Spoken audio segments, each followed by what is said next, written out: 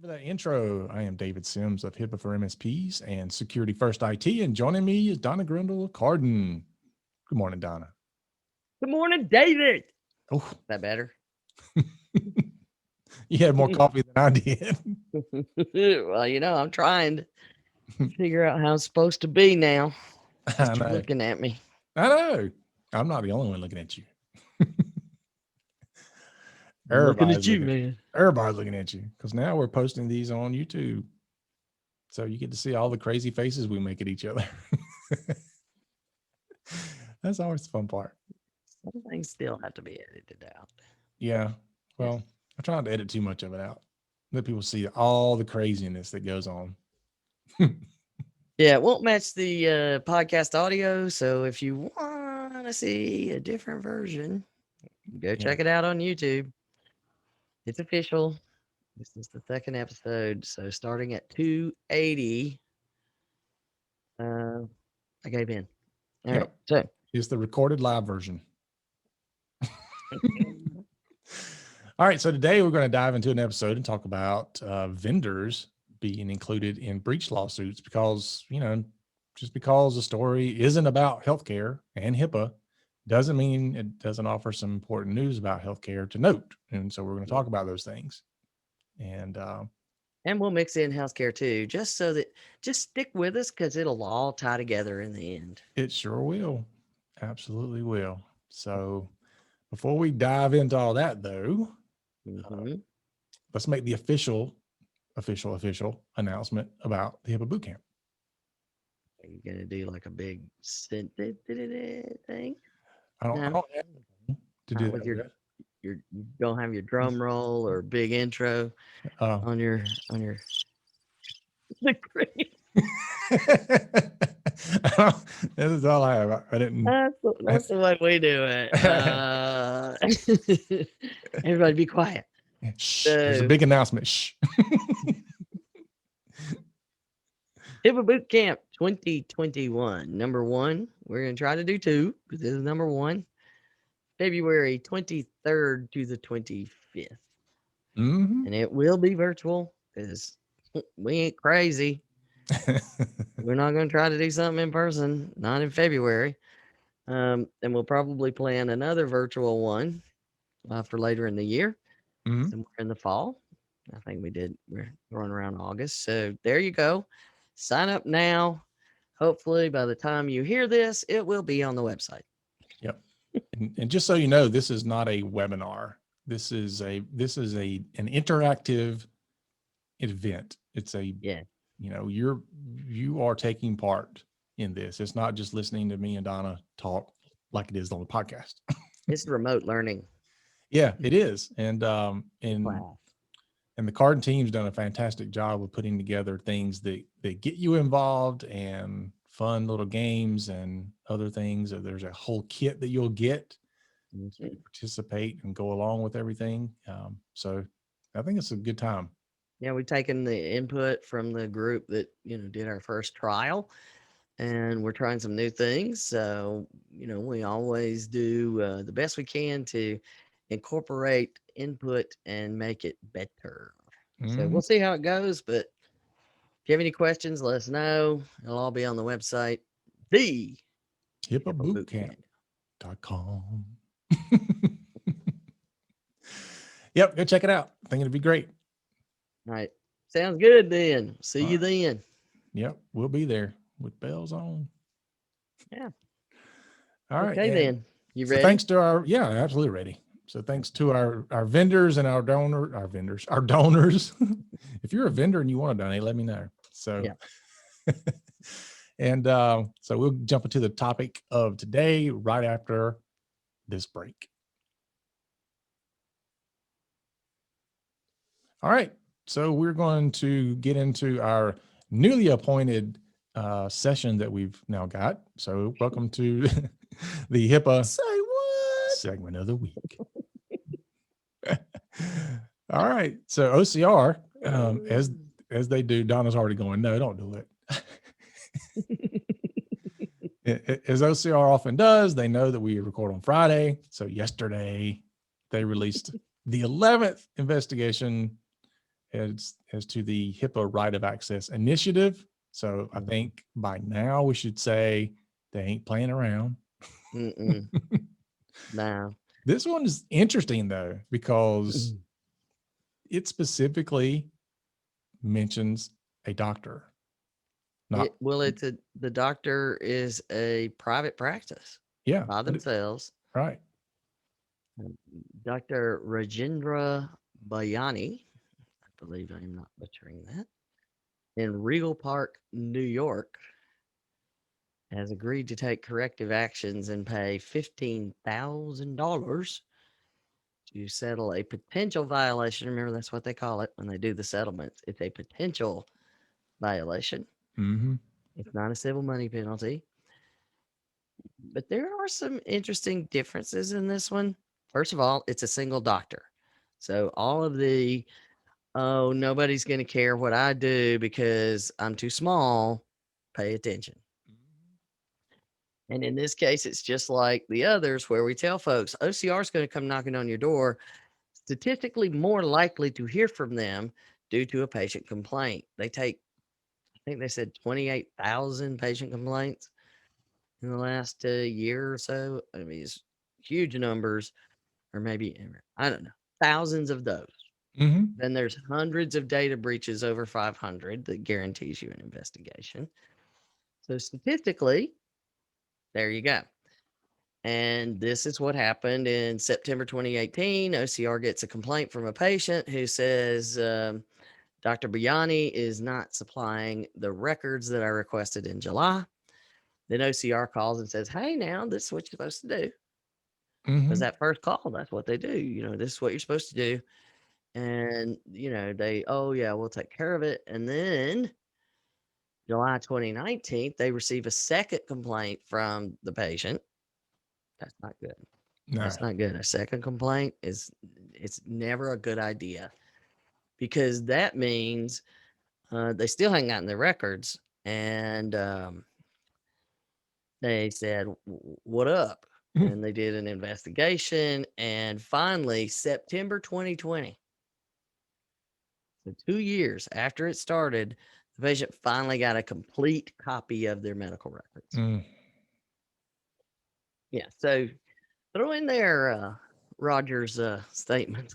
Yeah. So Roger Severino, OCR director, says doctors' offices, large and small, must provide patients their medical records in a timely fashion. We will continue to prioritize civil rights of access cases and enforcement until providers get the message. End quote. So, yeah. I mean, I just did a webinar for Georgia MGMA to try to educate folks about how important it is to pay attention to what they're saying. Because most people, they're too busy reading, 50,000 other things and they don't notice these. Mm-hmm. But I did, what you expect, the normal stuff, the corrective action plan, all of that kind of stuff, all pretty, you know, standard what we've been seeing on these cases. But it didn't note one thing. They said that Dr. Biani failed to provide the complaint and with a copy of her medical records and failed to respond to OCR's August 2nd, 2019 and October 22nd, 2019 correspondence requesting data, which Yeah. explains item B in their following covered conduct issues. They failed to cooperate with OCR's complaint investigation. Yeah. That's never good. No, Never good. no, If I ignore no. them, they'll go away. Yeah. You're not the boss of me. They will not go away if you ignore them. That only makes them more angry, Yeah. So, Or like I hear some people sometimes, they're like, this is my practice. The government's not going to tell me what to do. Oh, yeah. Yeah, they will. yeah, but your patients still have rights. I know. And these are civil rights, mind you. Yeah, civil rights. And that's what it's all about is, my right to privacy, my right to participate in my health care. Mm-hmm. And it's not about other things. So let's focus on that. Yeah. But that is what the thing that we will reiterate. The HIPAA says that you should provide patients with access to their records. And by the way, HIPAA also says you should cooperate in any investigation. Mm-hmm. Yeah.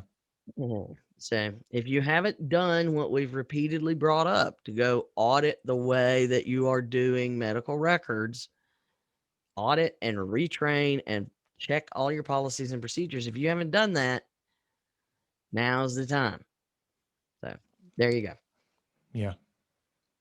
I mean, you would think that, at least for me, I'd be calling OCR and throwing myself at the mercy of them right off the bat, taking them out to lunch and dinner. And what can I do Yeah, to brother, make you can't your, do that. I mean, what can I do to make this so easy for you I know. so that you go away happy? I promise I'm trying. And, that's really not cooperating with them. What they want to see is that you're trying to do the right thing, Hmm. Yeah. and that you'll make adjustments when they tell you, well, you're actually not doing the right thing. We would like for you to do this. That's what they want to see you do. And all the people that are like, I'm just not going to pay attention to you, blatantly says, I'm not trying to do the right thing. Yeah. I Yeah. don't care. I don't care what you say. Yeah. So, there Um, you go. yeah. So anyway, hopefully he'll get the picture, and maybe those that are nearby his practice, I'm sure he'll be talking to people. The big bad OCR mess with He or him. her. I do not know the gender of That's the true. physician. That is true. It doesn't say. So let's not assume. I was I look. got to keep you in line there, brother. Yeah, I was trying to see if it said anything in there that gave mention of that, but it doesn't. It does say the complainant was a her, but Mhm. anywho, that is true. Yeah. So we'll just go with they. All right, we'll go with they. Yeah, there you go. Good job. I'm gonna educate you yet. I just assume, I everybody's know, like, and we know about assume. I assumed that in some, like, well, I'll say it this way, and it won't be popular, but I'll say it anyway. The times I've heard personally people say HIPAA schmippa, it is 100% of the time being the male doctor, not a female doctor. The female doctor seems to take it a lot more seriously. Well, okay, that's fair. So, in my personal experience, you don't get the Mhm. pushback when it's the female. You get a little bit of a concern, and you don't get the poking of the chest out as much. Right. So, anyway. Yeah, I'm not gonna go down that path though, but I can tell you, I've heard the female doctors yelling in the background. If you make them put a password on it, I'm taking it off as soon as you leave. Hey, as long as I don't have the liability. Everybody heard that, right? Okay. Yeah, that's true. All right. Speaking of liability, Yeah. let's get into that. Yeah. Vendors included in the breach lawsuits. So Mhm. interesting Yeah, there's stuff been a here. lot of stuff coming out about non-healthcare situations where there's data breaches, and also I wanted to bring up the FTC, because I don't think a lot of people realize that the FTC can also get involved Mhm. in healthcare cases. Yeah. If it's considered fraud or any of these other things, and they have gotten involved in healthcare cases. Now, this particular situation is all about Zoom and the madness that took place, because Zoom's like, doody doo, Yeah. we're doing our thing, we're growing, and then all of a sudden, boom, we're growing exponentially, and everybody's all up in our stuff. Yeah. Yeah. And I don't know about you, but if I had $1 for every question I got about Zoom since then, geez, people are emailing me all the time. What's happening to Zoom? Should I be using it? Is it safe to use? What about all How this do I stuff? do this? Yeah. Can you do What this? about all the stuff in the news? And we'll talk about some of this, but my feeling is that yes, they dropped the ball. Yes, they did some things that were questionable, Mhm. but at the same time, I think the safest time to use the product is probably now. It's kind of Well, like you know what, the safest I am ever being as a driver is right after I get a speeding ticket. that, or if your teenager who's just gotten the license is in the car, maybe Yeah. then. Yeah. So now Zoom has got so many people in their business that I think now is probably you're safer now than you were before. And they've been fairly transparent too, because I mean, Yeah. all of this stuff happened like it didn't. They didn't drag it out with lawsuits. They didn't drag it out, with I'm not going to pay attention, Hmm. because this is being settled now from we Not all long know ago. when it all started. Yeah. Yeah, it's quick. And they also settled with New York State right Hmm. away. We screwed up. Here's what we're doing. We're going to fix it. And that part to me is one of the most valuable ones. Yeah, it is because you and I know that every service, especially when you're talking about software as a service, they all have vulnerabilities. They all have things that are going on. Sometimes it's unknown. Sometimes it's absolutely known, and people are hiding it. We talked about EHR vendors doing that. Yep. So to have a company that comes out and says, yes, we made a mistake, or we missed something, or we have vulnerabilities, whatever, but here's how we're addressing those things, instead Yep. of just going, oh, no, what you're talking about, or trying to hide it or whatever. That, to me, that says a lot, because Yep. I could point to another company that does the same thing as Zoom and say, well, they've never had a problem. It might not be they don't have a problem. It might be that they're not telling anybody they have a problem. Oh yeah. They're hiding it, Yep. you know. And we know it happened. So it's not this could happen. We know it does happen. Oh yeah. And the question is, if you stand up and say, look, we messed up, we didn't do this right, we're going to fix it. Hmm. That's the kind of business I would rather be dealing with in the environment that we're in from a security standpoint than one who doesn't. I love the fact that, if a lot of companies, I mean, Google will give you a whole dissertation on what happened if there's a problem on the network. Hmm. And you can go read all the details. At this time, this happened. Then at this time, and you're basically reading every detail of why there was any downtime or slow time, any of those things. If you want to go read those, they're really not. They're not fiction. They don't have a lot of good rhythm, but I like that kind of response. And clearly, Zoom as a company has done that, and they continue to commit to it, so that in their settlement with New York, with the FTC, said, okay, after you've done this, they settle without a financial requirement, but they make it clear we don't want to come back and see you none. Or we You know, will bring back, yeah, we'll bring an invoice yeah, with us. yeah. For each violation, it'll be $43,280, and we Mm, know how they calculate that.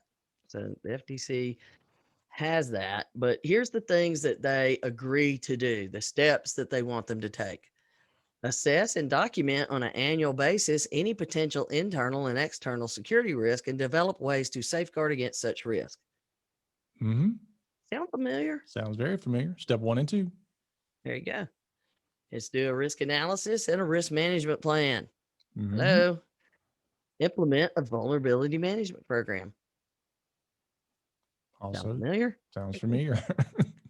Deploy safeguards such as multi-factor authentication to protect against unauthorized access to its network, institute data deletion controls, and take steps to prevent the use of known compromised user credentials. Sounds pretty familiar too. All the things we would do.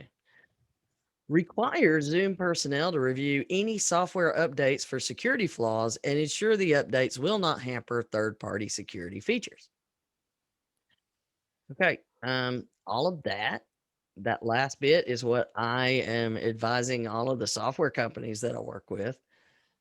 The software companies I work with are the ones that, I'm like, you guys need to have your own sec DevOps plan, whatever you want to call it. But there has to be our network security that we're supposed to do under HIPAA, but you need to have a security protocol for managing your software. Yeah. You know, if your GitHub account gets hacked and somebody makes a change and no one notices it, and then you send malware out to everybody the next day, or they're able to, you know, add a little bitty, piece of information into the back end of your software that's a cloud app, it's going to happen. So you got to lock that stuff down. And I loved it that it was pretty clear, straightforward. You can read the details. But the important thing is they're only requiring them to do what you're supposed to do under HIPAA. Yeah. Yeah. That's I why mean, we say it's not like healthcare is out there having to do something different than everybody else. It's just saying your data needs to be protected. Here's how you go about it. yeah, it's all, well, not all, most of it is the exact same thing every business should be doing. Yeah. It's Yeah. not, oh, this HIPAA thing, this is HIPAA. It's the same thing everybody's got to be doing. That's why we keep saying that when there becomes this big federal privacy and security law, it's going to be HIPAA for everybody. Yeah. I mean, the only big difference between HIPAA and what a lot of these others, that are outside of that have to do is things like the business associate agreement. Well, you know what? The problems in the supply chain are making people do basically those things Mm-hmm. that are in the business associate agreement in their agreements. They just don't call it a business associate agreement. Right. Yeah. No, I think that the general businesses will start taking a cue from HIPAA on that. Yeah, that's Yes. why a lot of folks that they know they need to be secure, so they come to us and say, "Look, you have to do HIPAA. That's the closest thing we got to this. Can you make sure we're covered with GDPR or CCPA or whatever?" If you Yeah. make that your foundation, and again, HIPAA's the floor, Yeah. make that your foundation, but expand it out just a little bit to include the NIST CSF things, and we've kind of plugged those in to build that broader foundation, and you can do these things. So know that it is coming. Yep. Yeah, it is. Ooh.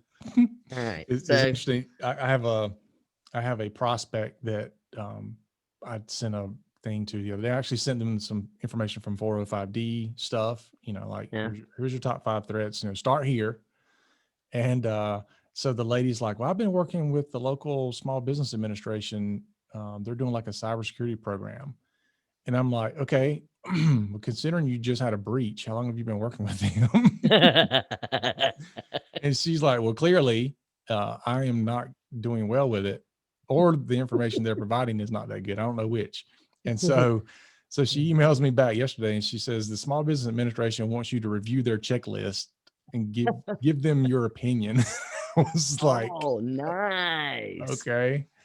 I don't know what That's great conversation. news, brother. I know. It's like, I don't know what conversation transpired for that to happen, but Can't you hear it? David Sims says, "You're not protecting me."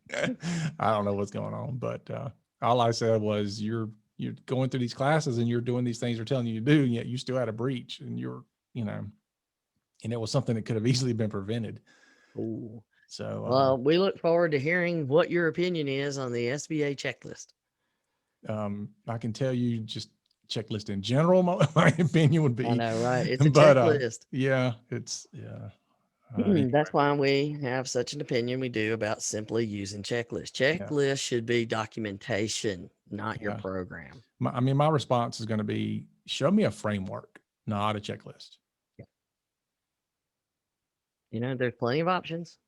Yeah. I mean, basically, you could just do, SIS 20, SIS framework, NIST framework, and then, of course, we add HIPAA, but those and hiccup is even something you could use. The Mm-hmm. 405D hiccup program, anybody could use that. It Yeah. works the exact same way. Yeah. And It's not about HIPAA. no, and the reason I went with the 405D, because this is not a healthcare entity, but they were talking about how they, we want to get to the point where we have a whole structured program, but we got to start somewhere. And I was like, well, here you go. There you go. Start here. Everything you need. Yeah. Small. And I said, if you Do can't everything in do, the small. yeah. And if you can't do the 5, then at least start with the first 2, which is ransomware and email. Those are the biggest.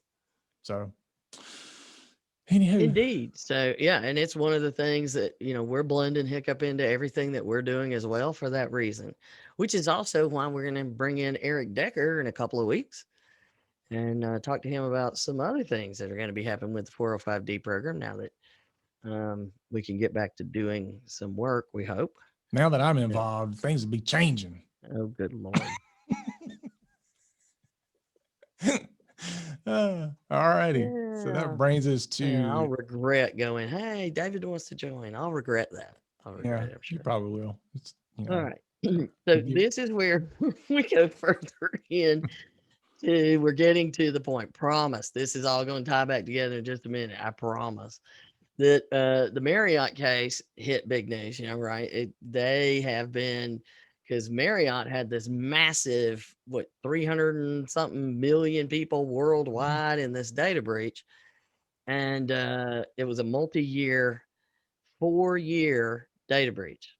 mm, And they're having to deal with all the entities around the world who are like, we're supposed to be protecting our people with these laws. And what happened was, so in this case, in the Marriott case, it, the way it all started, and this is something that I constantly encourage business uh, leaders to consider, is if you're doing mergers and acquisitions, you must vet each other. mm-hmm, Whatever you're doing, you need to vet what's going on, because what happened here is Marriott acquired Starwood, and Starwood did not know that they had a data breach that was actively happening and had been happening for 2 years. Marriott didn't do any kind of forensics or testing on the network, because I'm sure, they said, yeah, we're secure. And they put that in with the paperwork. And that was the extent of it. So then Marriott takes them over, and then they don't do immediate testing of their own. And we're talking like 2018, not not 2012. We know this stuff's happening right now. 2018, they didn't do any immediate testing, and it wasn't found until things went, way down the path. So I'm sorry, 2018 is when they found it. So 2016 is when they acquired them. It started in 2014. So mm-hmm. 4 years, this thing's ongoing.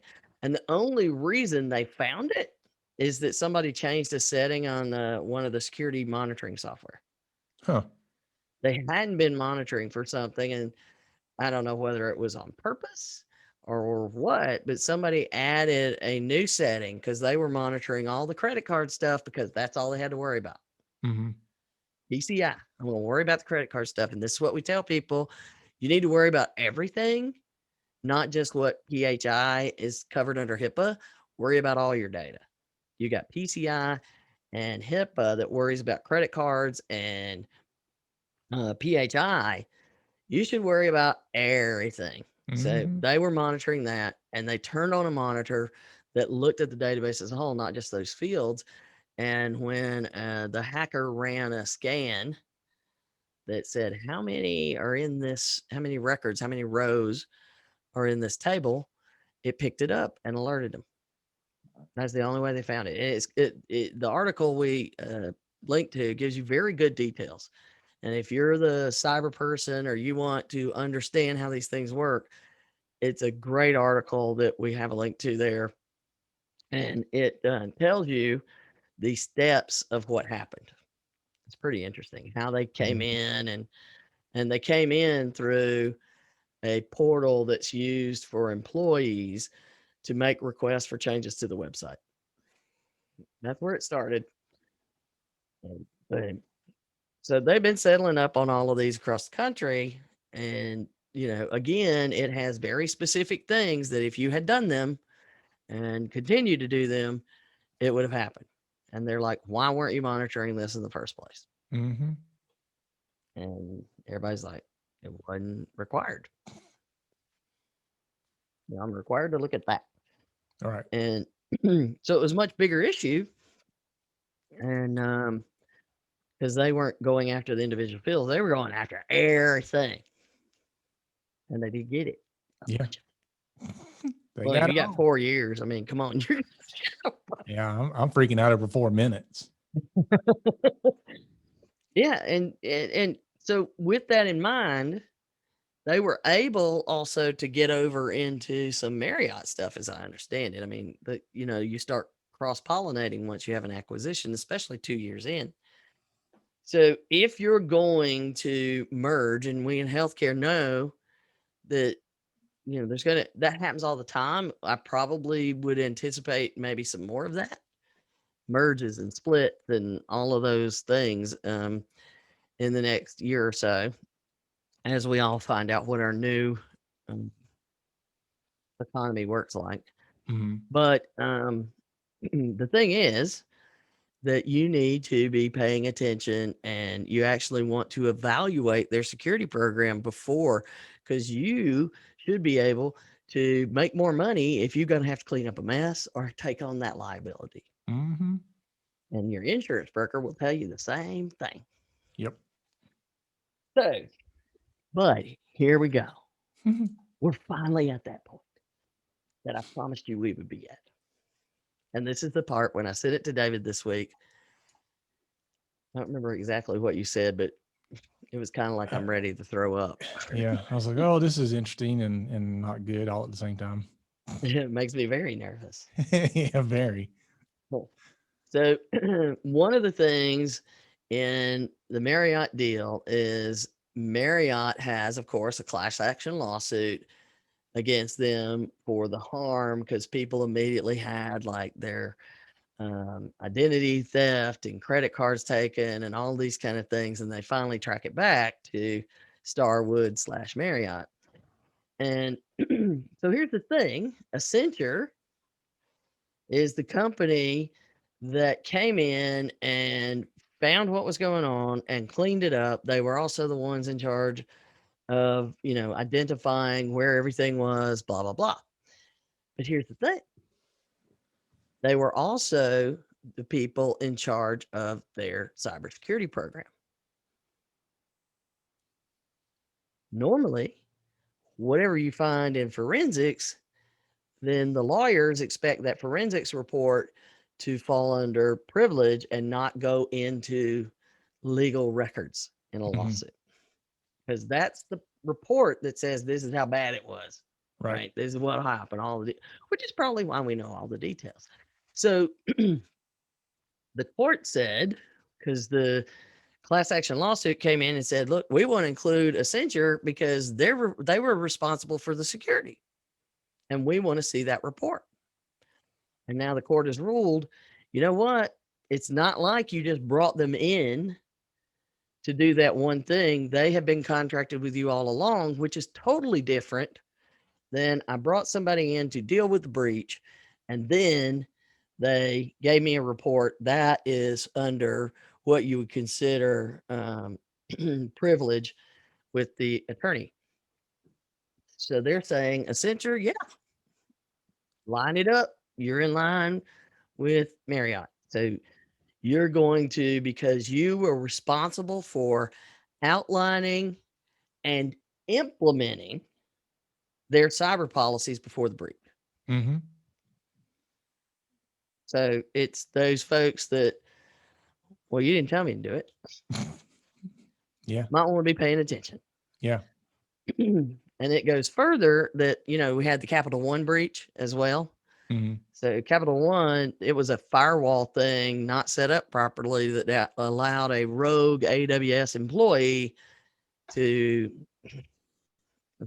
really screw things up. We'll just not go into that. But a similar kind of thing happening because FireEye Mandiant is the one that came in and evaluated that data breach. And, this is the one where they say that it, because they had a long standing relationship, it wasn't just we called you in right now, then, it doesn't fall under privilege.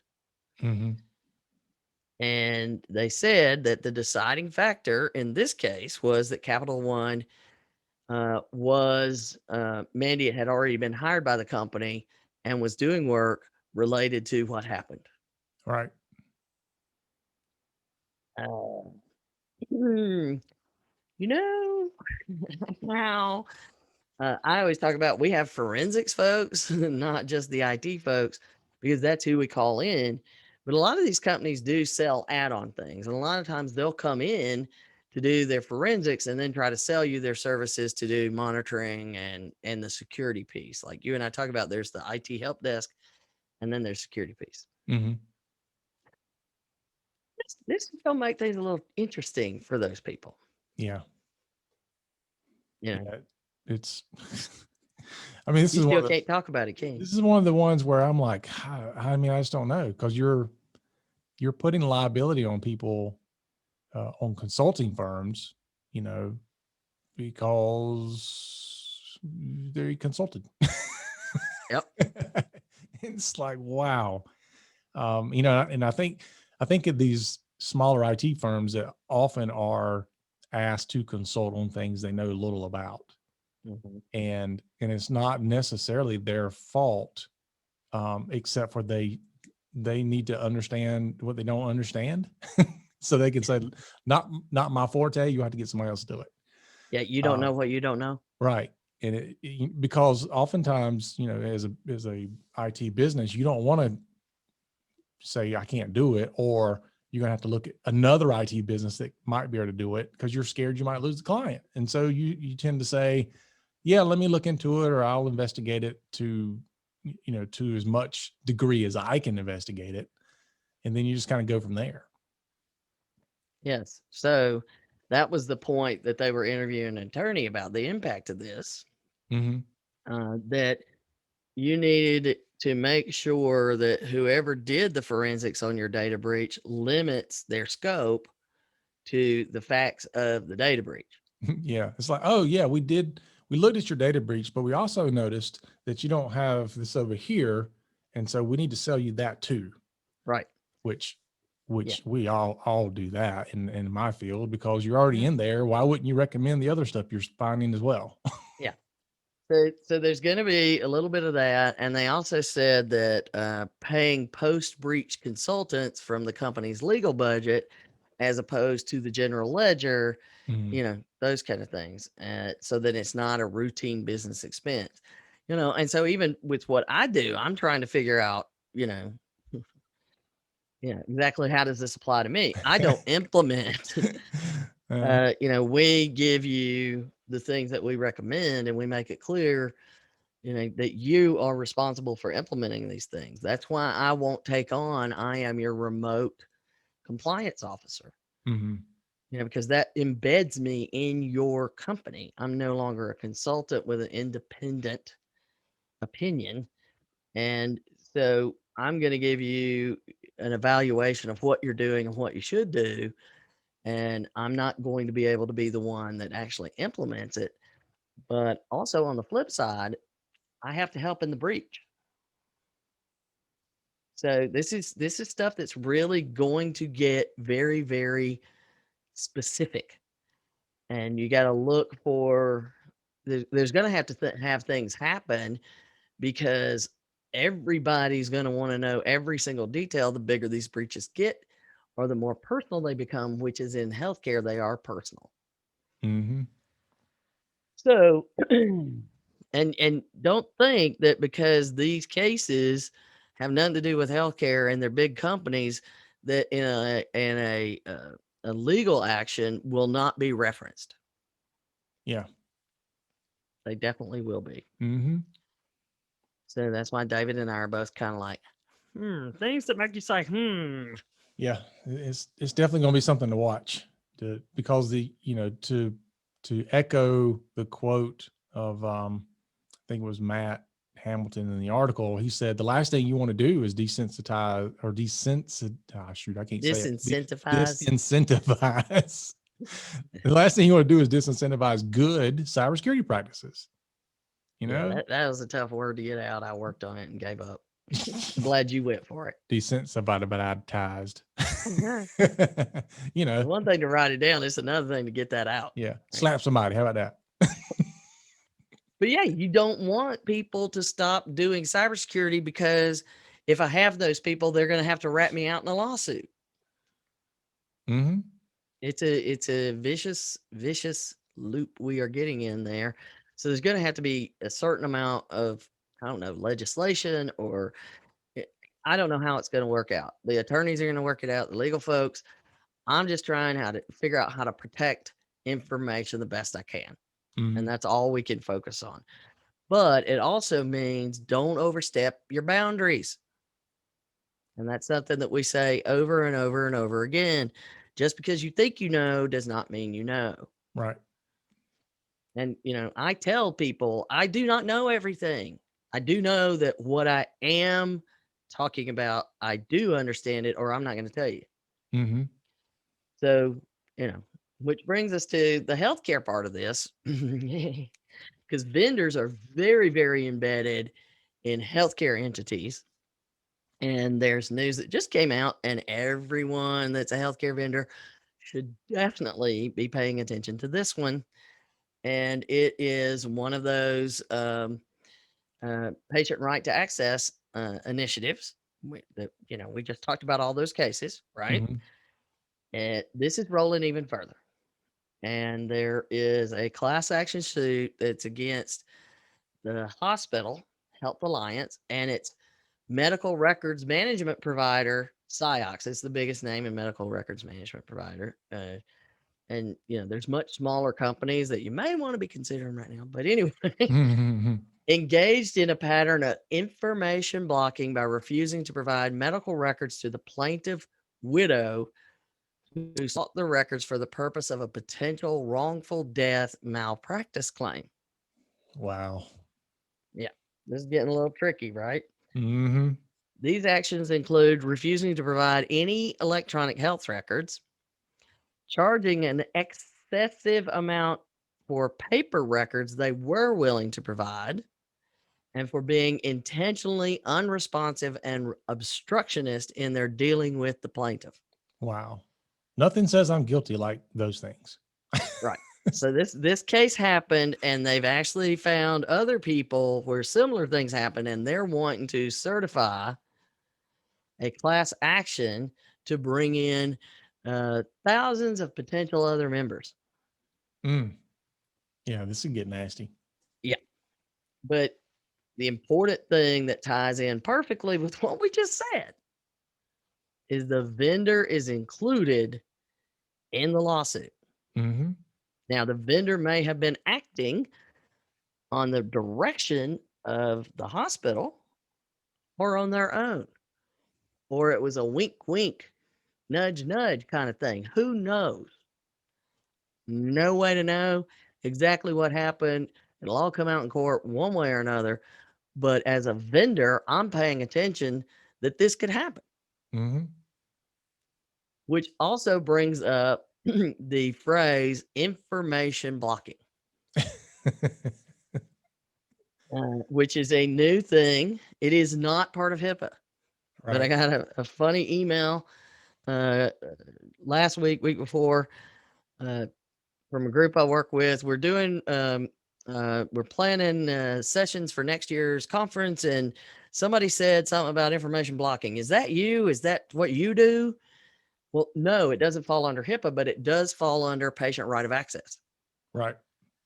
And it's part of 21st Century Cures Act. And for that reason, we're going to be bringing that under, what we do. I'm not going to draw that line and say, nope, not HIPAA, I'm not doing it. Mhm. We don't do that already.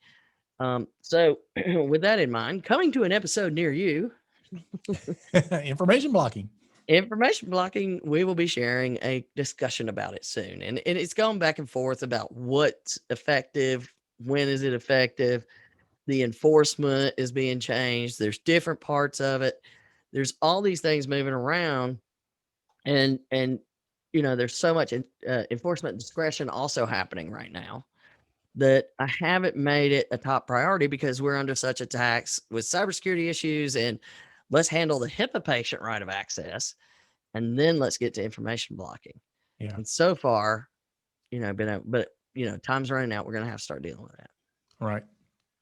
So Yeah. we'll be doing one soon. Well, I guess if you don't respond to OCR, that's information blocking.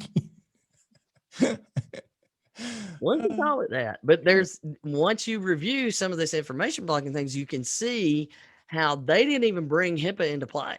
Mhm. Patient right of access is under HIPAA and high tech. That's where those laws are. But they also bring in information blocking. And there's a reason you're going to start hearing more and more about that because it's some very specific stuff. There's like 8 exceptions, but you got to document like crazy that you fall under those exceptions. And again, this is going to have a lot to do with your vendor and Right. the vendor you choose to use. Mm-hmm. Yeah. And I guess if you're a vendor, you probably should be paying attention to this so that if your client says, don't give somebody information, you can say, we need to have a discussion about this. Yeah, I I am mean, not you're going in to a be, tough spot. You're yeah, in I a am really not going tough to be, spot. get wrapped up in your mess. Well, I mean, you think about it that when your IT people are told, you know, if the IT folks nuke and pave and tell you you're okay, it's on them. But if I tell them after a ransomware attack, I just want you to make it better and don't tell anybody. Mm-hmm. Now you're in a tough spot. Yeah. Yeah. Cause this is where, we fall into this sometimes where a client will say, remove the security or, get rid of the passwords. And we have a document that we say, sign this document that releases Mhm, us from all liability. And that, anything that comes out of this, we're going to charge you for it. mhm. However, will that stand in court? I don't know. Never been tried. I do know that people have had cases where they had a client sign something that released them from liability and they still were found liable. So Yeah. just having the document signed doesn't protect you. And that's part of what scares me because, you don't want to get into a situation where you and your client are butting heads over something. Right. But at the same time, it's like, look, I'm trying to protect you. I'm also trying to protect me. You're not playing the game here. So I'm going to have to either cut you loose as a client, which, there again, you're talking about dropping revenue for somebody. That's hard to do. Or we got to come to a better decision than this because this is not going to cut it. Yeah. Those that don't, have to sign paychecks, they're like, oh, well, you can't do everything for money. Oh, you're going to tell that tech I got to fire? You're going to tell them that I shouldn't, I got to take the high road, but sorry, you got to take the low road. See you. Bye. Mm-hmm. It's a very, very complicated position, Yep. especially for small businesses. You Sure know, is. so, It but is. anyway, there you go. We've brought it all back around to vendors in these breach lawsuits, and healthcare Yeah. does matter. They need to Yep. be paying attention. Always a lot to continue to pay attention to. Sometimes these episodes are uncomfortable even for us to listen to. It's like, I don't want them to come after me. I know. I don't know. It's a lot of the whole. Uh, I don't want to be the one that do as I say, not as I do. Yeah. I am Well, never a fan of that. I wasn't a there's, fan of it as a child either. yeah.